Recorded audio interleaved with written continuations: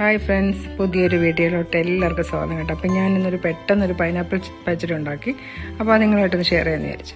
അപ്പോൾ അതിനായിട്ട് ഞാൻ കുറച്ച് പൈനാപ്പിൾ എടുത്തിട്ടുണ്ട്. അപ്പോൾ ഒരു കാൽഭാഗം എടുത്താൽ മതി. അത് ചെറുതായിട്ട് അരിഞ്ഞെടുത്തിട്ട് നമ്മളതൊരു മൺചട്ടി ഇട്ടുകൊണ്ട് ഏതാണ് പാത്രം അതിലോട്ട് നമുക്ക് ഇട്ട് കൊടുക്കാം. എന്നിട്ട് ആവശ്യത്തിന് എരിവിന് ആവശ്യത്തിലുള്ള 2 പച്ചമുളക് ചെറുതായിട്ട് അരിഞ്ഞതും കൂടെ ചേർത്ത് കൊടുത്തിട്ട് നമുക്ക് ആവശ്യത്തിന് വെള്ളം ഒഴിച്ചു കൊടുക്കാം. ഒരു അരക്കപ്പ് വെള്ളമാണ് ഞാൻ ഒഴിച്ചിരിക്കുന്നത്. ഇനി നമുക്ക് നന്നായിട്ടതൊന്ന് എല്ലാം കൂടി ഇട്ടൊന്ന് മിക്സ് ചെയ്തെടുക്കാം. ഇനി നമുക്ക് ആവശ്യത്തിന് ഉപ്പൊക്കെ ചേർത്ത് കൊടുക്കേണ്ടതുണ്ട്.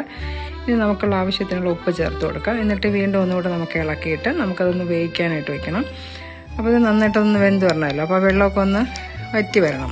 അപ്പോൾ നമുക്കത് നന്നായിട്ട് തിളയ്ക്കുന്ന വരെ നമുക്ക് നോക്കാം.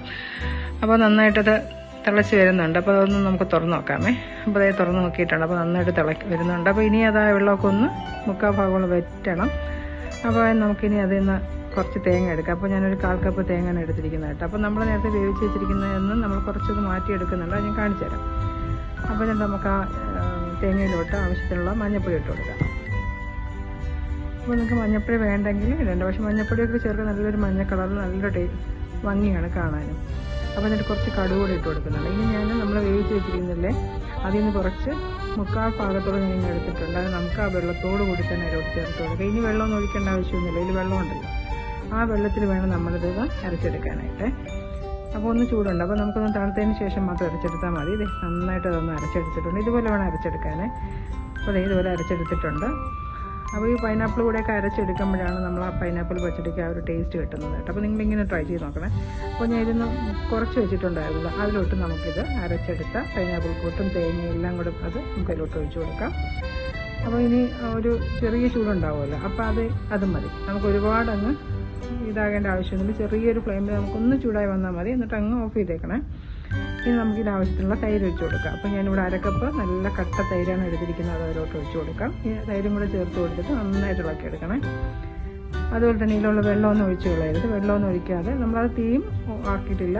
അപ്പോൾ ആ ചൂടിൽ തന്നെ ഇരുന്ന് നമുക്ക് ഒഴിച്ചു കൊടുത്തിട്ട് ഇങ്ങനെ എല്ലാം കൂടെ നന്നായിട്ട് നമുക്കൊന്ന് ഇളക്കി കൊടുക്കാം. ആവശ്യത്തിന് ഉപ്പ് ചേർത്ത് കൊടുക്കാം. ഇനി ഞാനൊരു ബൗളിലോട്ട് അത് മാറ്റിയിട്ടുണ്ട്.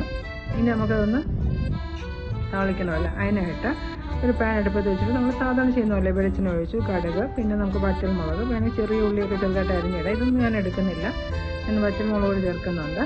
പിന്നെ ആവശ്യത്തിനുള്ള കറിവേപ്പിലൊക്കെ കൂടെ ചേർത്ത് കൊടുത്തിട്ട് വേണം നമ്മൾ താളിച്ചെടുക്കുകയാണെങ്കിൽ നല്ല ടേസ്റ്റ് ആയിരിക്കും കേട്ടോ. ചെറിയ ഉള്ളിലോട്ട് ചേർക്കുകയാണെങ്കിൽ അതിലേറെ ടേസ്റ്റ്.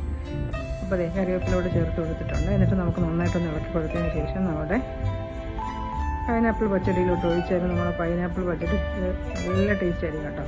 അപ്പോൾ അതിലോട്ട് ഒഴിച്ചു കൊടുക്കുക. ഇത് അതുപോലെ തന്നെ ഒഴിച്ചു കൊടുത്തിട്ട് ഒന്ന് അടച്ച് വയ്ക്കണം. കുറച്ച് സമയം തന്നെ അതെല്ലാം ഒന്ന് സത്തെല്ലാം വരും ഈ വറ്റൽമുളകിൻ്റെയൊക്കെ, എന്നാലാണ് അതിന് ടേസ്റ്റ് കിട്ടുന്നത് കേട്ടോ. അപ്പോൾ അതെ നമ്മളെ പൈനാപ്പിൾ പച്ചടി റെഡി ആയിട്ടുണ്ട്.